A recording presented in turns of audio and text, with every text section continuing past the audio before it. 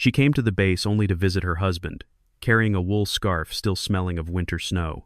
No uniform, no insignia, just a wife in the middle of a white season. Then the explosion tore through the quiet air. Alarms screamed, bullets ripped past prefab roofs, soldiers dropped into thick snow. When the defense line collapsed, no one knew where to shoot, until a cold shot rang out from the mountainside. Then a second, and the entire base understood someone was saving them. The transport dropped Catherine Hayes at Gate 3 just after dawn. Her breath clouded white in the frozen air. She wore civilian clothes, dark jeans, thermal jacket, boots caked with road salt from the drive up. The scarf around her neck was hand-knit, uneven stitches, a gift from her sister 3 Christmases ago. Forward operating base Granite sat in a valley between 2 ridge lines, temporary structures half buried in snow. 27 soldiers stationed here for border monitoring. Nothing glamorous. Long shifts, watching screens, maintaining equipment, counting days until rotation. She signed the visitor log with cold fingers. The corporal at the gate, Martinez, his nameplate said, barely looked at her paperwork. He was young, maybe 22, eyes red from overnight watch. Captain Hayes is in the command trailer, Martinez said. 3rd building past the fuel depot. Catherine nodded. She knew where it was. She had studied the base layout from satellite images before making the trip.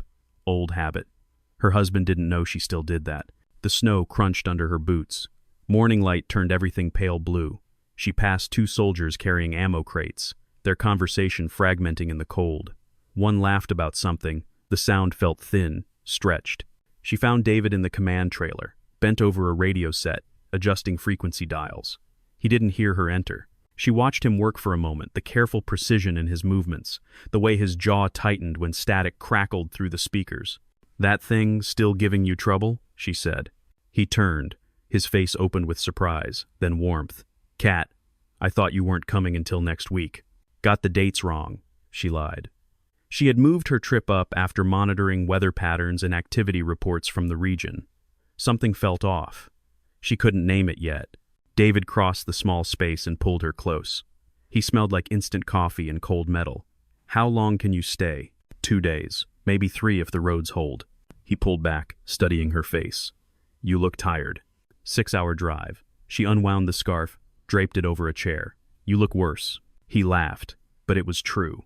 Dark circles, stubble coming in gray at the edges. David was 41, looked 50 in this light. 3 tours before this posting. Too many years spent in places that wore men down. "Equipment issues," he said. "Half the sensors on the perimeter are acting up. Snow getting into the housings. And the satellite link keeps dropping during shift changes." Catherine moved to the radio console, touched the dial he'd been adjusting. "Frequency drift?" "Yeah. Temperature cycling, probably. I've been compensating manually every few hours." She nodded, her eyes tracking across the equipment. She noticed things. The backup battery level was low. The antenna cable had stress cracks in the insulation. The emergency frequency card was taped to the wall with old tape that had lost its adhesive on one corner. David noticed her noticing. "I know. This whole place is held together with duct tape and prayers. Where's your second radio?" "Supply shed. Been cannibalizing it for parts." She filed that information away. No backup. If the primary failed during an incident, they'd be isolated. David filled a thermos from the coffee maker. Burned smell. Too strong. "Come on. I'll show you where you can drop your bag. Visitor quarters are nothing special, but the heat works." They stepped back into the cold. The wind had shifted. Catherine paused, turned her face toward the north ridge. The temperature had dropped at least 5 degrees in the last 20 minutes. "Weather coming in?" she asked. "Not supposed to." David checked his watch. "High pressure system. Should stay clear until Wednesday." Catherine looked at the sky. Too pale, too still. The kind of still that came before things broke loose. The visitor quarters were exactly what David promised, nothing special. A prefab unit with 4 bunks, thin mattress, small heater that rattled when it ran. Catherine set her bag on the bunk nearest the door and unzipped it. Inside, spare clothes, toiletries, a paperback she wouldn't read, and beneath the false bottom she'd sewn in 5 years ago, a ballistics calculator, range cards, and a loopholed scope still in its protective case. She left everything packed. For now. Outside, the base was waking up, shift change happening. Soldiers moved between buildings, voices carrying in the thin air. Someone started a generator. The smell of diesel exhaust drifted past. Catherine walked the perimeter, hands in her jacket pockets, playing the role of a bored spouse killing time. But her eyes worked. She noted the spacing of defensive positions, the sightlines from the ridges, the places where accumulated snow created blind spots. The sensors, David mentioned, she could see 3 from here, small boxes mounted on posts, one with its housing cracked open, exposed circuitry already icing over. Martinez was still at the gate, now joined by another guard. They had coffee in paper cups, steam rising. Neither was watching the approach road with much attention. She walked past the motor pool, 2 Humvees, one with a dead battery according to the conversation she overheard. The fuel depot David mentioned sat behind chain link, diesel tanks nested together, a small guard shack empty, no one watching it. The North Ridge dominated the view. Pine trees heavy with snow, rock faces jutting through, elevation maybe 400 feet above the base. Perfect overwatch position. From up there, you could see everything, every building, every fighting position, every vehicle. You could count heads, map movements, choose targets. The thought arrived cold and professional. She recognized the feeling the old training asserting itself, the way her mind still mapped terrain in terms of angles and exposures. She'd been out for 8 years, told herself she'd left it behind, but the circuitry remained, waiting. She found David again near the mess hall. He was talking to a sergeant African-American man, stocky build, name tag reading Williams. "Third time this week," Williams was saying. "Either the motion sensors are glitching, or we've got deer walking the perimeter every night." "Probably deer," David said. "But reset the detection parameters anyway. Lower the threshold." Williams nodded, noticed Catherine. "Ma'am, this is my wife," David said. "Kat, this is Sergeant Williams. He runs security." They shook hands. Williams had a firm grip, calluses on his palm. "Infantry," she guessed. "Combat vet." His eyes held a wariness that never went away. "How long you been here?" Catherine asked. 4 months. Quiet posting. Mostly. He glanced at David. "Your husband keeps us busy with drills, though." "Someone has to," David said. After Williams left, Catherine turned to her husband. "Motion sensors are malfunctioning? False alarms. Happens with snow accumulation, branches falling, wildlife. All 3 sensors? It's a harsh environment." Catherine said nothing. She looked again toward the North Ridge. The wind was picking up now, blowing snow in horizontal sheets across the open ground. The temperature kept dropping. Her fingers were going numb despite the gloves. David saw her shiver. "Come on, let's get inside. I'll give you the full tour after lunch." But Catherine's attention had caught on something else. Near the command trailer, a soldier was struggling with a satellite dish, trying to realign it. The dish swiveled, searching for signal, finding nothing. "When did that start?" she asked. David followed her gaze. "About an hour ago. Atmospheric conditions, probably. It'll come back." "What's your backup comms?" "Radio net. We're tied into the regional frequency. And if that fails, run her to the relay station, 12 miles by road." 12 miles. In this terrain, in this weather, that might as well be 100. It happened at 1,340 hours. Catherine was in the mess hall with David, halfway through a sandwich that tasted like cardboard and salt.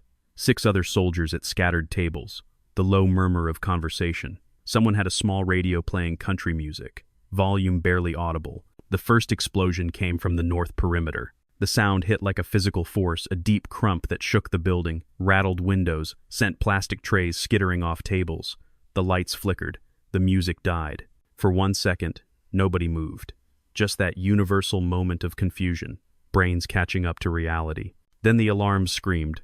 David was moving before the second explosion. "Contact north." He grabbed his rifle from where it leaned against the wall, already running. "Everyone to positions."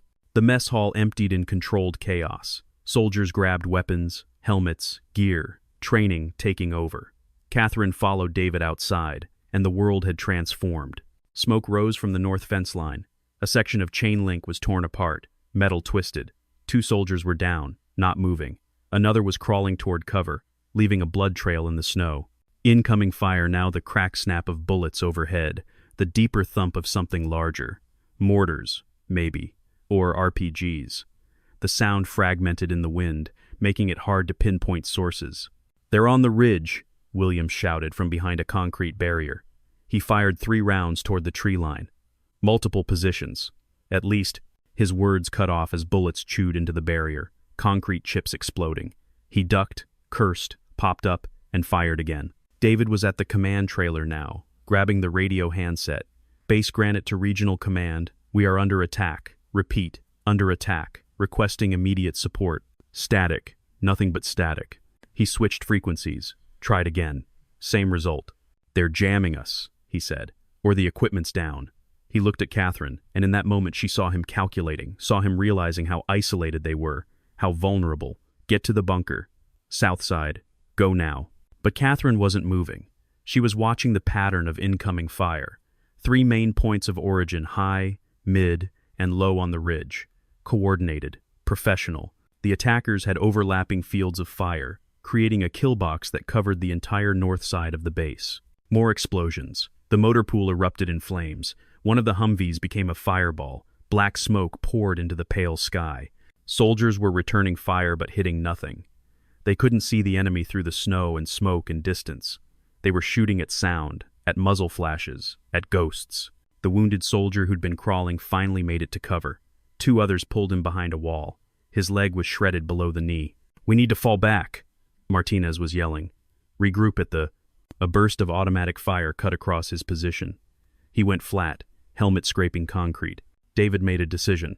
"Williams, get everyone to the secondary line. Fighting positions 3 through 7. Move." They fell back. A fighting withdrawal, covering each other, dragging the wounded. The attackers pressed forward, their fire intensifying. A mortar round hit the mess hall. The roof collapsed inward. Catherine counted heads as soldiers pulled back. 23 accounted for. 4 down or missing. She moved with them to the secondary line, a series of reinforced positions closer to the center of the base. Better cover, interlocking fields of fire, but still blind to the ridge. David was beside her, breathing hard. Blood on his face from a cut shrapnel, probably. Nothing serious. "Stay down," he said. "They're maneuvering. This isn't random fire. They're trying to..." "Flank us," Catherine finished. "They'll push from the east next. Pin you here. Come around the fuel depot." He stared at her. "How do you..." "Because that's what I'd do." Before he could respond, small drone sounds. 3 of them, quadcopters, appearing through the smoke. They hovered 40 feet up, cameras pointing down. Reconnaissance, or targeting. Williams tried to shoot one down, missed. The drones scattered, repositioned. One dropped something smoke grenade, red smoke billowing across the compound, adding to the chaos. Catherine's mind worked through the problem. The base was losing. The attackers had the high ground, superior intel, the initiative. The defenders couldn't see their targets, couldn't coordinate, couldn't call for help. The fight would be over in 20 minutes, unless something changed. The smoke and snow merged into a wall of white that erased the world. Visibility dropped to 20 feet, then 10. Soldiers fired at shadows, at movement that might be wind pushing through gaps in the smoke. "Cease fire," David shouted. "You're wasting ammo. Controlled shots only." But control was slipping. The drones kept repositioning, dropping more smoke. The incoming fire came from new angles, now the attackers moving, adapting. A squad tried to reinforce the east side and walked into an ambush. 2 down immediately. The others scattered. Catherine pressed against a wall, watching. Her training gave her a framework the others lacked. She could read the chaos, see the intent behind the randomness. The attackers were good, professional military, or close to it. They had coordinated their assault timing with weather conditions, hit during shift change when alertness was lowest, targeted communications first. They'd mapped the base thoroughly, knew where the weak points were. But professionals had patterns. And patterns could be predicted. She watched the rhythm of their fire, the high position on the ridge that was their anchor, heavy weapon, probably belt-fed, firing in bursts of 7 to 9 rounds. Suppressive fire, keeping heads down. The mid and low positions were rifle teams, 4 or 5 shooters each, providing precision targeting. The high position fired again.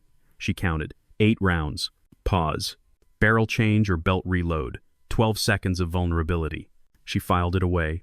A soldier stumbled past her, face white with shock, weapon dragging in the snow. Kid couldn't be older than 19. His hands shook so badly he couldn't maintain his grip. Catherine caught his arm. "Hey, look at me." He focused on her face. "What's your name?" "P. Peterson." "Okay, Peterson, you're going to be fine, but I need you to breathe. In through your nose, count to 4, out through your mouth. Do it." He tried, failed, tried again. "That's it. Keep going." She helped him sit against the wall. "Stay here. Keep your head down. You're doing good. She moved on, found Williams directing fire from behind an overturned cargo container. He had a radio pressed to his ear, shaking his head in frustration. Still nothing, he said. Either they took out the relay station or... They took it out, Catherine said. First move, before the main assault. Williams looked at her sharply. You sound pretty sure about that. I am. And who exactly are you, ma'am? David appeared before she could answer. Williams, we need to collapse the perimeter. Pull everyone back to the core positions. We can't hold this spread with. If you pull back, they'll overrun you, Catherine interrupted. They're waiting for that. They want you concentrated. Makes the mortar targeting easier. David turned to her. His expression was complex. Surprise, confusion, and something else. Recognition, maybe. Like he was seeing someone he'd known once but forgotten. Cat, what are you talking about? The attack pattern. They're hurting you, pushing you toward the center. Once you're grouped tight, they'll hit you with everything. How do you know this? She met his eyes. Because it's textbook, and because I can see their overwatch position.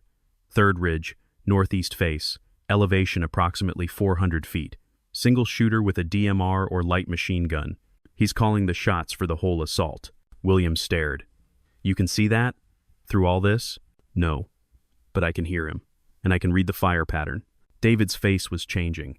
She watched him put pieces together, her old evasions about her past, the gaps in her stories, the way she'd always deflected questions about the years before they met. Cat, what did you do? Before? She didn't answer. Instead, she pointed toward the supply shed. You said you had a backup rifle. Where? What? Your spare rifle, the one you've been cannibalizing for parts. Where is it? In the armory. But it's not. What caliber? 7.62. But the scope is gone, and I need it. And whatever optics you have, spotter scope, backup sight, anything. David grabbed her arm. You're not making sense. What are you planning? Catherine looked at him. I'm planning to give you a chance.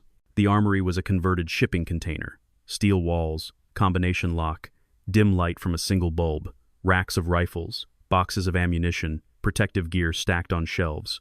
Everything organized with military precision. David worked the lock, pulled the door open. This is insane. Even if you could shoot, you can't go out there. The kill zone extends. I'm not going into the kill zone. Then where? Catherine pushed past him, scanning the racks. She found the rifle, an M110, stripped down, parts missing. But the barrel was intact. The trigger group functional. The bolt worked. She pulled it down, checked the action, dry-fired once. The click was clean. I need the scope from your room, she said. The one you keep in the desk drawer. Don't tell me you don't have one. David's mouth opened, closed. He had a personal rifle scope, a nice one, bought with his own money years ago. He'd never mentioned it, never brought it to the base. How did you... David, the scope, now. He left. Came back 3 minutes later with a hard case. Inside was a Leupold Mark IV, fixed 10-power magnification. Not ideal for the range she needed, but it would work. Catherine mounted it quickly, her hands remembering the movements. Muscle memory from another life. Williams appeared in the doorway, breathing hard. Captain, we've got wounded piling up. The medic needs... He stopped, seeing Catherine with the rifle. Ma'am, what are you doing? Buying time, she said. She loaded a magazine, chambered a round. You can't go out there. I'm not. She pointed to the ridge on the south side of the base, lower than the north ridge, but still elevated. Rock face with a narrow shelf about halfway up. I'm going there. Williams looked back at her. That's 400 yards from here, exposed the whole way. And even if you make it, you'll be in the open. I'll have cover from the rock face. And elevation. You'll be alone. David stepped between them. Cat, stop.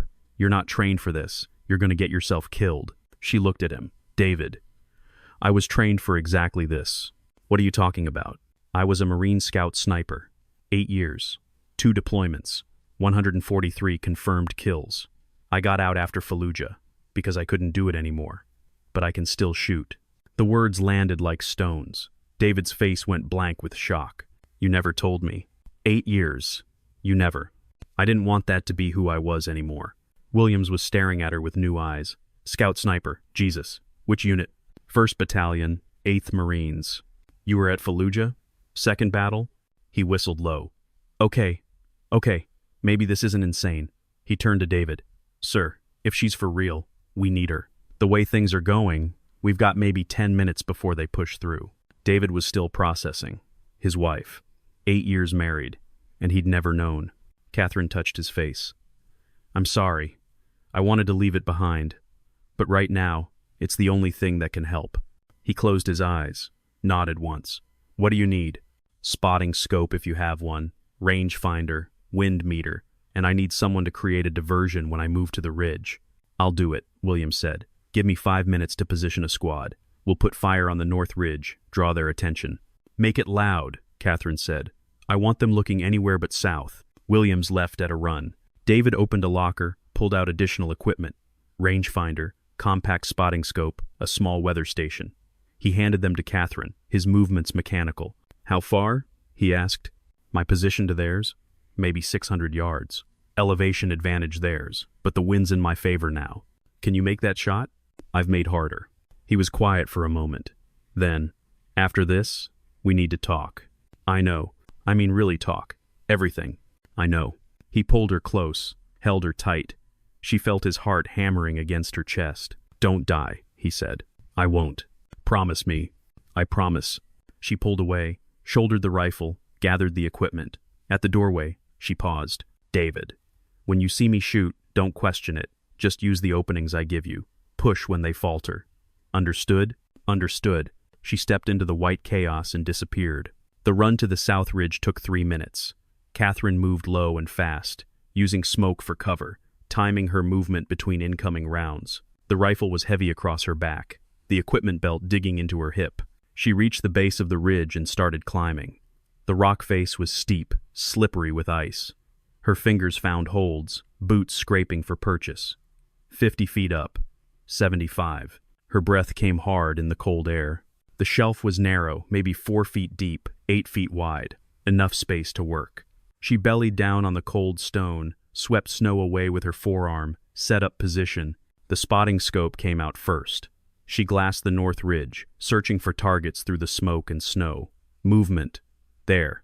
A shape behind a fallen tree. Muzzle flash. Rifle team, 2 shooters. Higher. The machine gun position. Harder to see, better concealed. But she caught the glint of brass, the shadow of a body behind the weapon. She ranged it. 630 yards. Wind coming from the northwest at approximately 15 miles per hour, gusting higher. Temperature, -8 Celsius. Barometric pressure dropping. She ran the calculations in her head. Bullet drop, wind drift, cold air density. The math came back instantly. Muscle memory from thousands of hours on ranges. Adjust up 3 MOA, right 1.5. She checked the magazine. 20 rounds. She'd need to make them count. Below, Williams and his squad opened up. Heavy fire toward the north ridge, sustained, loud. The attackers responded, shifting focus. Exactly as planned. Catherine settled into the scope. The world narrowed to the small circle of magnified reality. She could see the machine gunner now just the top of his head and shoulders behind the weapon. He was wearing a white parka, face wrapped. Professional gear. He fired a burst. 9 rounds. Pause. Barrel change coming. Catherine controlled her breathing.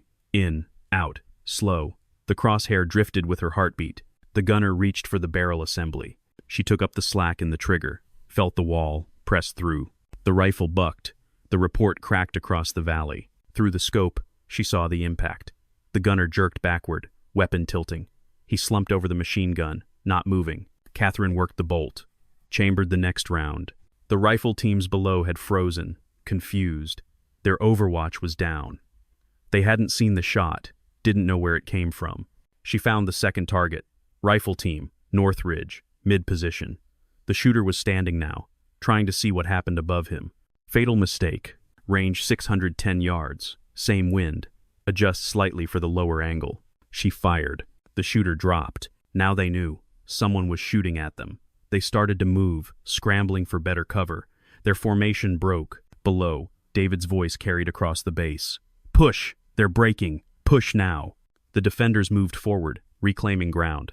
The pressure shifted. Catherine kept shooting. The third shot took a spotter who was trying to relocate. He'd made it 5 yards before Catherine's bullet found him between the shoulder blades. He went down hard, didn't get up. The attackers were reorganizing, trying to locate her position. Someone fired toward the south ridge, wild shots, nowhere close. They knew general direction but not specifics. Catherine shifted 15 feet east along the shelf. New angle, better sight line on the low position. She found them through the scope. 4 shooters in a cluster, behind a rock outcrop. One was on a radio, probably trying to coordinate with the now absent Overwatch. The others were scanning, weapons up. The radio operator was the threat. She put the crosshair on his center mass. Range 605 yards. Wind picking up 17, 18 mph. Adjust. Fire. The bullet caught him in the chest. He folded forward. The radio fell into the snow. The remaining 3 scattered. Smart. They broke in different directions, making themselves harder to track. Catherine picked the closest. He was moving fast, trying to reach a better position. She led him, calculated his speed, his trajectory. Fire. Miss. The bullet kicked up snow 2 feet ahead of him. She cycled the bolt, adjusted, fired again. This time the bullet found flesh. The runner went down tumbling. Below, the base defenders were in full offensive now. Williams led a squad up the east flank. Martinez and his team pushed north. They moved with purpose, no longer pinned and desperate. The attackers were falling back. Their coordination was gone. Without Overwatch, without leadership, they were just individuals trying to survive. Catherine tracked another target, a heavy weapons specialist trying to set up a mortar tube. She could see the rounds stacked beside him, the targeting sight in his hands. She put a bullet through the sight. Glass and metal exploded. The specialist dove away, abandoning the weapon. The assault was collapsing.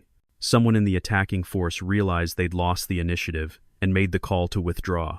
Catherine saw them pulling back in groups, moving toward the far side of the North Ridge, where vehicles must be waiting. She let them go. Her job wasn't to kill everyone, it was to break the attack. Below, David was coordinating defensive positions, making sure they didn't walk into a trap during the pursuit. Williams had reached the north fence line, was checking on the wounded from the initial assault. Catherine stayed in position, watching, making sure the retreat was real. 5 minutes passed. The shooting stopped. The smoke began to clear in the wind. The white world settled back into cold stillness. She safed the rifle, started the climb down. By the time Catherine reached the base, the defenders had secured the perimeter. Soldiers moved through the compound, checking casualties, putting out small fires, cataloging damage. The butcher's bill wasn't as bad as it could have been. 3 dead, 7 wounded, 2 seriously. The motor pool was gone. The mess hall was destroyed. Communications equipment was slag, but the base stood. The defenders had held. Catherine walked through the gate, carrying the rifle openly now. Soldiers stared. Word had spread. Someone had been shooting from the south ridge. Someone had broken the attack. She found David at the command trailer, or what was left of it. The roof had taken a mortar round. Everything inside was destroyed. He saw her coming. His face was hard to read, relief, confusion, something else. "All targets down?" he asked. "The important ones." The rest fled. Williams appeared, breathing hard. "Ma'am, I need to know. How many did you drop?" 7 confirmed. Maybe 2 more I couldn't verify. He shook his head slowly.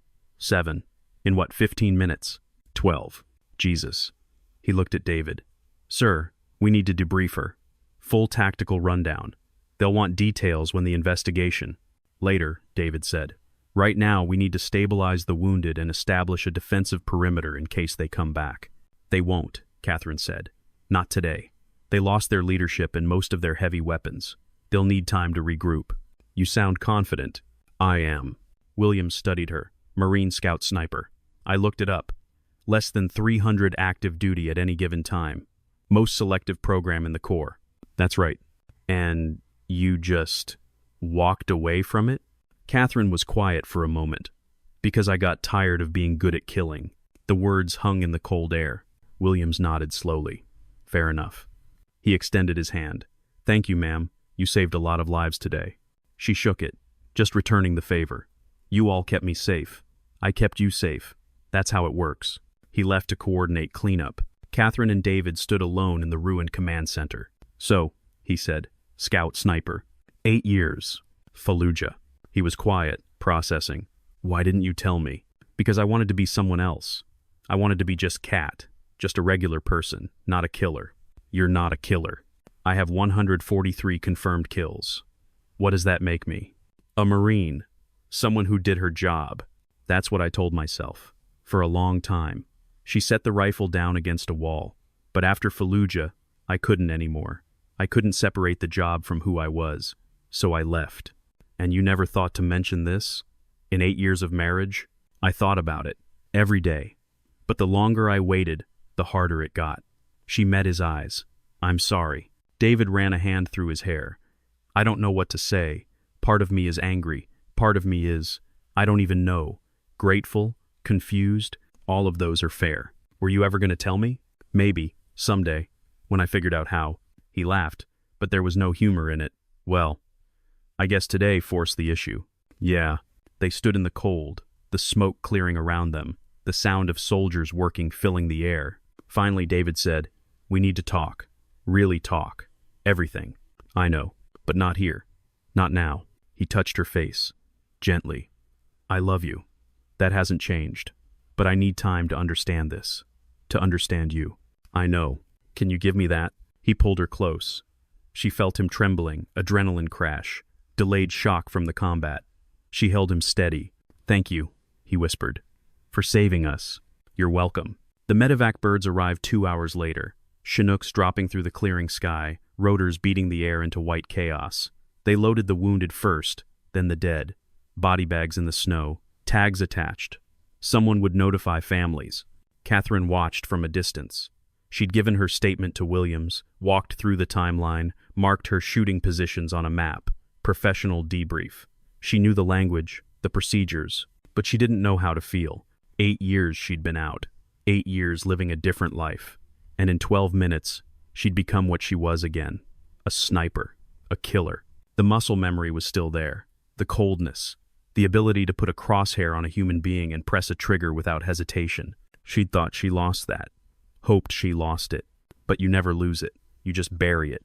And when you need it, it comes back. A soldier approached young Corporal, barely 20. Ma'am, Captain Hayes wants to see you. At the aid station. She followed him across the compound. The aid station was one of the few structures still intact. Inside, it smelled like antiseptic and blood. David was there, sitting on a cot while a medic wrapped a cut on his forearm. He looked up when Catherine entered. You okay? She asked. Few scratches. Nothing serious. He dismissed the medic with a nod. I wanted to. I don't know. Make sure you were okay. I'm fine. Are you? She considered lying, but they'd passed that point. No, not really. Talk to me. Catherine sat on the cot across from him. I told myself I was done, that I'd put it away, but it's still there, all of it, and I'm scared of what that means. What do you think it means? That I can't escape it, that I'll always be this.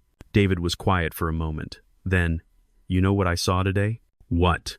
My wife, risking her life to save people, using skills she earned through years of hard work and sacrifice. I saw someone brave. I saw someone who's good at killing. No. You saw someone who's good at protecting. There's a difference. Is there? Yes. He reached across the space between them, took her hand. You could have stayed hidden, could have let us die, but you didn't. That's who you are. Catherine felt something crack inside, not breaking, opening. She squeezed his hand. I should have told you, she said, from the beginning. Yeah, you should have, and we'll work through that. But right now, I'm just grateful you were here. Outside, the medevac birds were lifting off. The sound faded into the distance. The bass grew quiet. What happens now? Catherine asked. Investigation. Debriefs. Lots of paperwork. They'll want to know everything about the attack. And about you. Will I be in trouble? For saving an entire base? No. They'll probably want to give you a medal. I don't want a medal. I know. He stood, pulled her up with him. Come on. Let's get some air. They walked outside. The snow had stopped. The sky was clearing. Deep blue showing through the clouds. The temperature was rising slightly, that brief afternoon warmth before the evening cold set in. Martinez passed by, nodded respectfully. Ma'am. Sir. Other soldiers did the same. Word had fully spread now. Everyone knew what happened on the South Ridge. Catherine felt their eyes. Respect. Gratitude. But also something else. Distance. Fear, maybe. She was different now. Other. The civilian veneer was gone. They saw her as what she was, had been, would always be, in some fundamental way. A warrior. She wasn't sure how to live with that.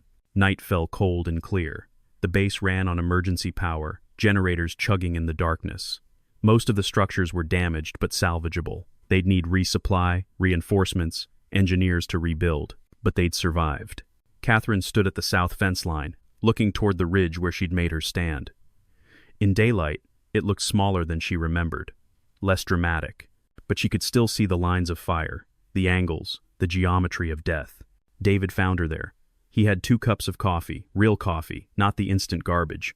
Someone had brought it on the medevac birds. "Thought you might be cold," he said. She took the cup, grateful for the warmth. "Thanks." They stood in comfortable silence for a while. Around them, the base settled into night watch routines. Soldiers on perimeter, weapons ready. But the tension was different now. Confident, they'd been tested and held. "Williams told me something interesting," David said. "The attackers left equipment behind when they fled. Professional gear, military grade. Someone's going to want to know who they were. Contract soldiers, probably. Or foreign military. You sound sure. Their tactics, their discipline, that wasn't militia. That was trained operators. Which raises questions about why they hit us. What's on this base that someone would want?" David shook his head. "Nothing. We're a monitoring station. Low-value target." Then it was a test. Of what? Response times, defenses, communications. They were gathering intelligence. David considered that. If you're right, they might come back. Eventually. But not soon. We hurt them today. He sipped his coffee, looked at her. "How do you know all this?" "It's what I was trained for. Reading enemy intent, predicting behavior. And you were good at it." "How good?" Catherine was quiet for a long moment. Then, "I was selected for advanced training after my first deployment. Became an instructor, taught other snipers. By the time I left, I was running entire training cycles." "So you weren't just a sniper. You were one of the best." "I was effective." "Cat, you can say it. You were one of the best." She met his eyes. "Yes, I was one of the best." Saying it out loud felt strange, like admitting to something shameful, but also true. She had been exceptional at her job. Frighteningly good. "Why did you really leave?" David asked. "The truth this time." Catherine set down her coffee cup. "There was a mission. Fallujah, like I said. High-value target. We'd been tracking him for months. I had the shot. Perfect conditions. Clean line of fire. What happened? He was holding a child. His daughter. We found out later. Using her as a shield. My spotter told me to take the shot anyway. Said the mission was too important." "Did you?" "No. I let him go. He killed 17 people the next week. A suicide bombing at a checkpoint. 17 people who might have lived if I'd taken that shot."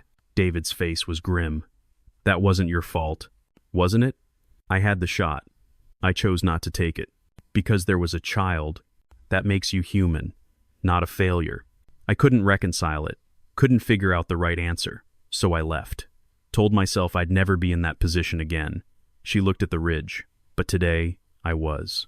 Different circumstances, same choice. Pull the trigger or don't. And you did." "I did. Because the math was clear.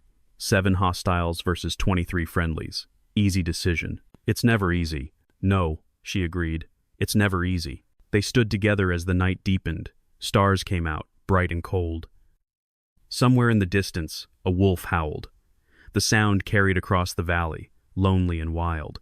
"What do we do now?" David asked. "After all this? I don't know. That depends on you." "What do you mean? Can you live with who I am? Really am?" David thought about it. Really thought. "I don't know," he said finally. "I need time. Need to process. This is a lot. I understand. But I love you. That's not in question." "Even knowing?" "Even knowing." Catherine felt tears coming and blinked them back. "I love you too." He pulled her close. They held each other in the cold and dark, 2 people trying to figure out how to move forward with truths that changed everything. 3 days later, Catherine was back in her car, driving away from FOB Granite. In the rearview mirror, she watched the base shrink and disappear behind the hills. The official story was already being written. Coordinated defense, multiple shooters. The investigation would take weeks, maybe months. Her name would be in reports but not headlines. The military preferred it that way. David had asked her to stay longer, but she'd declined. He needed space. So did she. They'd talk soon, figure things out. Or not. Either way, her secret was out. The life she'd built was cracked. She'd have to decide what to keep and what to let go. The rifle was in her trunk, wrapped in a blanket. David had insisted she take it. For protection, he'd said. But they both knew the truth. Part of her needed it, would always need it. She drove through snow and sun, heading south, heading home, or what passed for home. In her mind, she replayed the shots, calculated the angles, reviewed her performance. 7 confirmed, 1 miss, acceptable ratio. That was the problem. She could still think like that, could still reduce human lives to ratios and probabilities. Maybe she'd never stopped being a sniper. Maybe she'd just been a sniper pretending to be someone else. The road stretched ahead, white and empty. She drove it alone, as she'd always been, as she always would be. Behind her, on a ridge in the middle of nowhere, 7 men had learned what it meant to be in someone's sights.